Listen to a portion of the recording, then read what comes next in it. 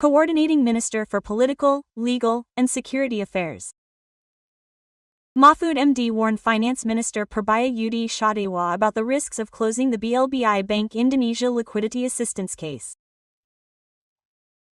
Purbaya is known to plan to disband the BLBI task force, which Mahfud formed during the administration of President Joko Widodo. Mahfud said the Supreme Audit Agency, BPK, recorded the BLBI disbursement as debt of around Rp 11 trillion.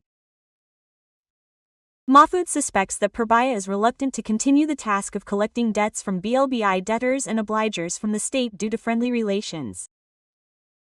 According to him, although Purbaya holds a high position structurally, he remains mentally burdened. Download Tribun X sekarang, menghadirkan lokal menjadi Indonesia.